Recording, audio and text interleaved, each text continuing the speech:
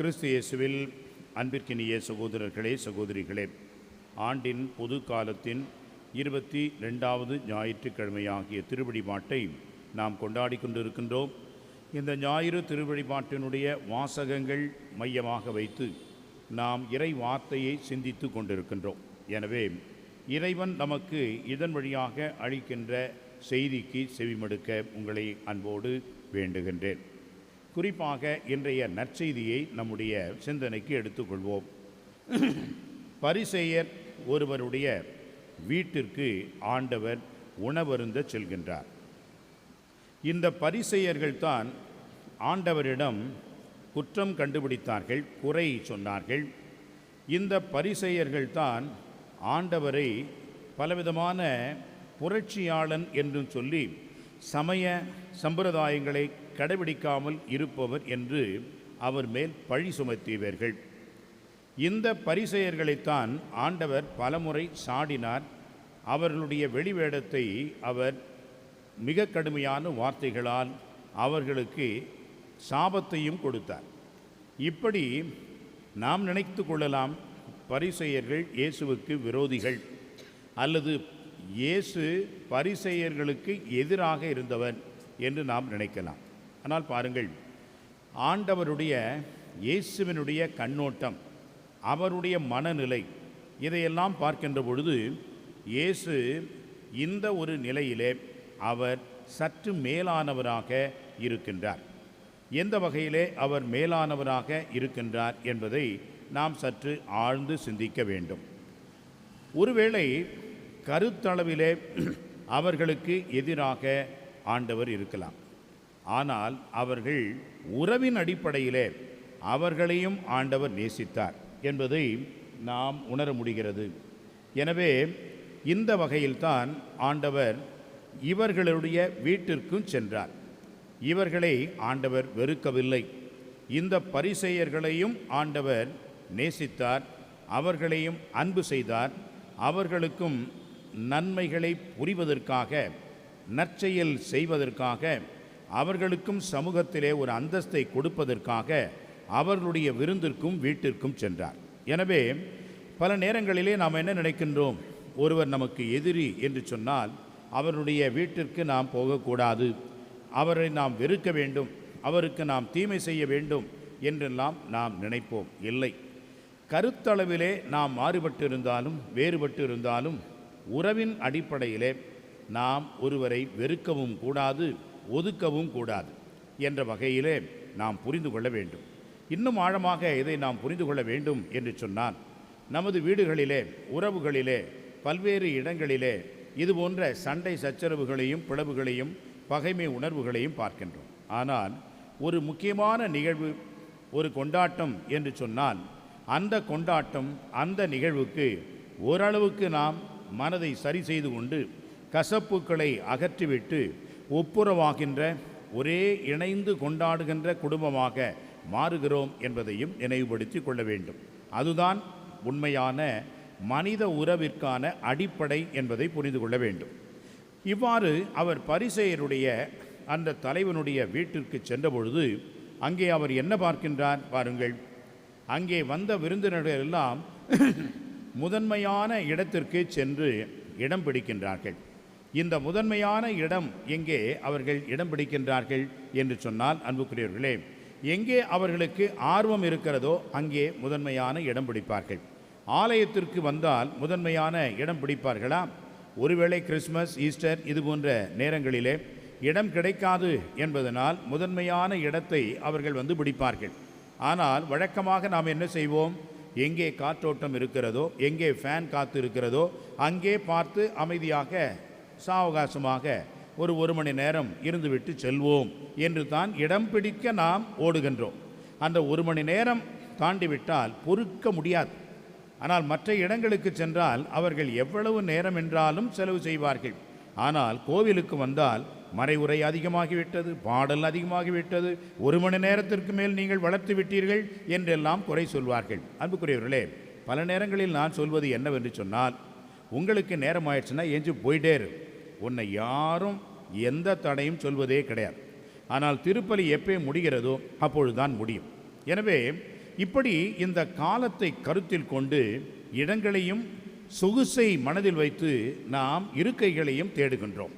எனவே இந்த இருக்கைகளை நாம் தேடுகின்ற பொழுது முதன்மையான இடம், வசதியான இடம் என்றெல்லாம் நாம் தேடுகின்றோம் என்பதை ஆண்டவர் இயேசு அந்த பந்தியிலேயும் அவர் பார்க்கின்றார். அந்த பந்தியிலேயும் அவர் பார்த்து அவர்களுக்கு சரியான ஒரு பாடத்தை புகற்றுகின்றார். என்ன அந்த பாடம் என்று சொன்னால், தாழ்ச்சியான உள்ளத்தோடு இருக்க வேண்டும், எளிமையான மனத்தோடு இருக்க வேண்டும். நாம் நம்மையே பெருமைப்படுத்தி கொள்ளக்கூடாது, நம்மையே பெரிய ஆளாக நினைத்து கொள்ளக்கூடாது. அங்கேதான் பிரச்சனை வரும், சண்டை வரும், சச்சரவு வரும், பலவிதமான பொல்லாப்பு, போராமை, நம்மால் ஆற்ற முடியாத ஒரு சூழல் என்பது எல்லாம் அந்த இடத்தில் தான் வரும். அன்புக்குரியவர்களே, நம்மை தாழ்த்தி கொள்கின்ற பொழுது நமக்கு போட்டி இருக்காது, பொறாமை இருக்காது, பல்வேறு காழ்ப்புணர்வும் நமக்கு இருக்கக்கூடிய எல்லா நிலைகளில் அந்த அமைதியற்ற சூழலும் மாறிவிடும். அதைத்தான் ஆண்டவர் இங்கே குறிப்பிடுகின்றார். நீங்கள் ஒரு விருந்திற்கு அழைக்கப்பட்டிருக்கிறீர்கள் என்று சொன்னால், முதலிலே சென்று முதல் இருக்கைகளிலே நீங்கள் இடம் பிடிக்க அலைய வேண்டாம், ஓட வேண்டாம். நீங்கள் பின்னாடி இருக்கக்கூடிய இருக்கைகளிலே அமர்ந்து கொண்டீர்கள் என்று சொன்னால், ஒருவேளை உங்களைத்தான் அந்த விருந்து அழைத்தவர் உங்களை முதன்மைப்படுத்த வேண்டும் என்றால் உங்களை முன் இருக்கையில் அமர்த்துவார். எல்லோர் முன்பாக நீங்கள் உயர்த்தப்பட்டவர்களாக அங்கே வருவீர்கள். ஆனால் நீங்கள் முன்னமே முன் இருக்கையில் இருந்து கொண்டால் உங்களை அழைத்தவர் வந்து உங்களை விட மிக முக்கியமானவர் வருவார். அவருக்கு அந்த இடத்தை விட்டு கொடுக்க சொல்லுகின்ற பொழுது எல்லார் முன்பாகவும் உங்களுக்கு இழிவையும் உங்களுக்கு தலை குனிவையும் ஏற்படுத்தக்கூடிய வாய்ப்பு என்பதை ஆண்டவர் அங்கே எச்சரிக்கின்றார். எனவே நீங்கள் விருந்துகளில் மட்டுமல்ல, உங்களுடைய வாழ்க்கையிலேயும் இந்த தாழ்ச்சியையும் இந்த எளிமையையும் நீங்கள் கடைபிடிக்க வேண்டும் என்று விரும்புகின்றார். அன்புக்குரியவர்களே, இது எல்லோருக்கும் பொருந்தும். நம்முடைய பாப்பரசர் அவருடைய கையொப்பம் இட்ட பிறகு பல முறை சொல்லியிருக்கின்றேன், அந்த கையொப்பத்திற்கு கீழாக என்ன எழுதியிருக்கும் என்று சொன்னால், செர்வுஸ் செர்வோரும் தேயி என்று எழுதியிருக்கும். செர்வுஸ் என்று சொன்னால் அடியார், செர்வோரும் என்று சொன்னால் அடியார்களுக்கெல்லாம். ஆக அடியார்களுக்கெல்லாம் அடியாராகிய திருத்தந்தை பாப்பரசர் செர்வுஸ் செர்வோரும் தேயி என்று அவர் கையெழுத்திடுகின்ற அந்த கையெழுத்திற்கு கீழாக எழுதியிருக்கும். அந்த அளவுக்கு முதன்மையாக இருக்கக்கூடிய அந்த பாப்பரசர் என்ன செய்ய வேண்டும்? அந்த திருச்சபைக்கு பணியாளராக இருக்க வேண்டும். கடவுளினுடைய அடி பணிகின்ற பணியாளராக, பணி செய்கின்ற பணியாளராக இருக்க வேண்டும் என்பதைத்தான் அங்கே குறிப்பிடப்படுவதை பார்க்கின்றோம். எனவே தான் அன்புக்குரியவர்களே, குருக்களை இப்பொழுது இருக்கின்ற இந்த காலகட்டத்திலே அருட்பணியாளர் என்று தான் அழைக்கின்றார்கள். அருட்பணியாளர், பணியாளர் என்ற வார்த்தையைத்தான் பயன்படுத்துகிறார்கள். எனவே அன்புக்குரியவர்களே, முதன்மையாக இருக்க விரும்புகின்றவர்கள், அந்த அதிகாரத்தில் இருக்கக்கூடியவர்கள் சேவை செய்வதற்கும் அவர்கள் ஊழியம் புரிவதற்குமாகத்தான் வருகிறார்கள். நிறைய நேரங்களிலே நம்முடைய பிரிவினை சபை சகோதரர்கள், ப்ராடஸ்டன்ட்ஸ் என்று சொல்கின்றோமே, அவர்களை நாம் கேட்டோம் என்றால், எங்கே போயிருக்கிறாரு பாஸ்டர் என்று சொன்னால், ஊழியத்திற்கு போகிருக்கின்றார் என்று சொல்வார்கள். ஊழியம் என்று சொன்னால் அன்புக்குரியவர்களே, ஊதியம் இல்லாமல் செய்வது என்பதுதான் ஊழியம். காசுக்கு மாரடிக்கின்ற அந்த வேலை கிடையாது. அது சம்பளம் என்ற வகையிலே, அது பிழைப்பிற்கு ஏற்ற வகையிலே நமக்கு கிடைக்கின்ற ஒன்றாகும். ஆனால் ஊழியம் என்று சொல்வது ஊதியமே இல்லாமல் இறைவனுக்காகவும் மக்களுக்காகவும் செய்கின்ற உயரிய ஒரு சேவையைத்தான் ஊழியம் என்று சொல்கின்றோம். அந்த ஊழியர்களாகத்தான் அருட்பணியாளர்கள் என்று குருக்களையே நாம் அழைக்கின்றோம். அன்புக்குரியவர்களே, ஐசக் நியூட்டன் மிகப்பெரிய ஒரு அறிவியல் விஞ்ஞானி. இந்த விஞ்ஞானியினுடைய பங்களிப்பு இந்த சமூகத்திற்கு மிகப்பெரிய ஒரு மாற்றத்தையும் அறிவியல் பூர்வமான திருப்பத்தையும் ஏற்படுத்தியது என்பதை நாம் உணர்வோம். இந்த ஐசக் நியூட்டன் தன்னுடைய பலவிதமான இயற்கை தியரி என்று சொல்லக்கூடிய அறிவியல் கண்டுபிடிப்புகளையெல்லாம் அவர் நமக்கு அளித்திருக்கின்றார். புவியீர்ப்பு விசை, இப்பொழுது சொல்கிறார்கள் புவியீர்ப்பு விசை என்பதெல்லாம் ஒன்றும் இல்லை என்றெல்லாம் மாற்று கருத்தை சொல்கின்றார்கள். சில பேருக்கு மாற்றி மாற்றி சொல்கிறதே பெரிய ஃபேஷன். உண்மை என்று சொன்னால் அவர்கள் பொய் என்பார்கள். பொய் என்று சொன்னால் தான் அவன் பிரபலியமாவான். உண்மைன்னா அவன் சரிதான் அப்படின்னாக்கா 10ஓட 11 ஆகிடுறான். பொய்ன்னா தான் அந்த 10ல் இவன் ஒரு தனி ஆளாக இருப்பான். எதுக்கெடுத்தாலும் குதர்க்கமாக மாற்று கருத்து சொல்வது. ஏன் இப்படி செய்யக்கூடாது, ஏன் அப்படி செய்யக்கூடாது. இந்த உலகம் இப்படிப்பட்ட ஒரு ஒரு கரப்ட் வேர்ல்டுன்னு சொல்லுவாங்க பார்த்தீங்களா, ஒரு தீமை நிறைந்த உலகமாக மாறிவிட்டது. எதற்கெடுத்தாலும் நன்மையை செய்கின்ற நல்ல காரியங்கள், உதாரணமாக பள்ளிக்கூடங்களிலே பிள்ளைகளுக்கு காலை உணவு திட்டம். சில பேர் என்ன சொல்கிறாங்க, தின்றதுக்குனே போகிறான் பள்ளிக்கூடத்துக்கு அப்படின்னு சொல்கிறாங்க. காலை உணவு திட்டம் நல்லது தானே, இதில் என்ன ஒரு குறை இருக்கிறது என்று சற்று சிந்தித்து பார்க்க வேண்டும். சாப்பிட்றதுக்கு அந்த பள்ளிக்கூடத்திற்கு போகிறாங்க என்பதை விட சாப்பிட முடியாமல் கஷ்டப்படுகின்ற பெற்றோர்கள் பிள்ளைகளுக்கு உணவளிக்க முடியாமல், அந்த காலை நேரத்திலே அவர்களுக்கு சரியான ஒரு சத்தான உணவு கொடுக்க முடியாமல் இருக்கின்ற அந்த சூழலை உணர்ந்து அந்த பிள்ளைகள் அங்கே சென்று உணவருந்துகிறார்களே என்று நாம் உண்மையாகவே பாராட்ட வேண்டும். ஆனால் அதை சிறப்பாக செய்ய வேண்டும், நல்ல விதமாக செய்ய வேண்டும், நடைமுறைப்படுத்த வேண்டும். அதில் எந்த விதமான பலவிதமான பின்னடைவுகள், தீமைகள் அல்லது லஞ்சம், ஊழல் இதையெல்லாம் தவிர்க்க வேண்டும். அது உண்மை. ஆனால் இந்த திட்டம் என்பது பாராட்டக்கூடிய ஒரு திட்டம். காரணம் என்ன, நாம் கொடுக்கின்ற இந்த வரி பணத்திலே ஏழை எளிய பிள்ளைகள் இவர்களெல்லாம் பயன்படுகிறார்கள் என்று சொன்னால் அது சரியானது தானே. அதை பாராட்ட மாட்டார்கள். அதில் இது வைக்கலை, அதை வைக்கலை, அவர்கள் இப்படி செய்வார்கள், குதர்க்கமாகவே சொல்லி கொண்டிருப்பார்கள், ஒன்றும் செய்ய மாட்டார்கள்.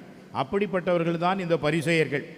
எனவே இவர்கள் சென்று, அந்த பரிசேயர்கள் சென்று முதலிடம் அடைவதைத்தான் அங்கே ஆண்டவர் சாடுகிறார். ஐசக் நியூட்டன் மிகப்பெரிய ஒரு அறிவாளி. ஆனால் அன்புக்குரியவர்களே, ஐசக் நியூட்டன் அவருக்கு பின்புலமாக இருந்து அவருக்கு உதவி செய்தவர், அவருடைய கண்டுபிடிப்புகளை எல்லாம் வெளியாக்கியவர், புத்தகமாக வடித்து அதை பிரசுரம் செய்தவர் என்பவர் ஹேலி என்று சொல்லக்கூடிய இன்னொரு அறிவியலார். அவர்தான் இவருடைய இந்த கணக்கு மற்றும் இவருடைய இந்த அறிவியல் கண்டுபிடிப்புகளை எல்லாம், ஒரு சில கண்டுபிடிப்புகளை எல்லாம் திருத்தி சரி செய்தவர். உண்மையிலே அவர்தான் இதில் அதிகமான பங்கை அளித்திருக்கிறார். ஆனால் அவருடைய பெயர் வந்திருக்கிறதா, ஹென்றி ஏலி என்று சொன்னால் யாருக்குமே தெரியாது, யாருக்குமே அது புரியாது. ஆனால் அவர்தான் இதையெல்லாம் செய்தார். எனவே அவருக்கு சரியான ஒரு அங்கீகாரம் கொடுக்க வேண்டும் என்று ஐசக் நியூட்டன் நினைத்த பொழுதும் கூட வேண்டாம், நமக்கு வேண்டியது அறிவியல் கண்டுபிடிப்பு இந்த உலகத்திற்கு செல்ல வேண்டும். யார் கண்டுபிடித்தால் என்ன, ஐசக் நியூட்டன் என்பவர் தான் கண்டுபிடித்தார் என்று ஒரு நிலையிலே ஹேலி என்பவர் அடக்கமாக பின்புலத்திலே இருந்து அவருக்காக பணி செய்தார் என்பதை நாம் வரலாற்றிலே பார்க்க முடிகிறது. அன்புக்குரியவர்களே, உலக பிரசித்தி பெற்ற வரலாற்று பிரத்தியமாக நாம் பிரபலியமாகலாம் என்பதை கூட ஹேலி அதை பின்தள்ளி கண்டுபிடிப்பு உண்மை என்பதை உலகம் அறிந்து கொள்ள வேண்டும் என்பதுதான் தாழ்ச்சி. இன்றைக்கு ஏலியை பற்றி நாம் ஏன் பேசுகின்றோம் என்று சொன்னால் அவருடைய தாழ்ச்சி.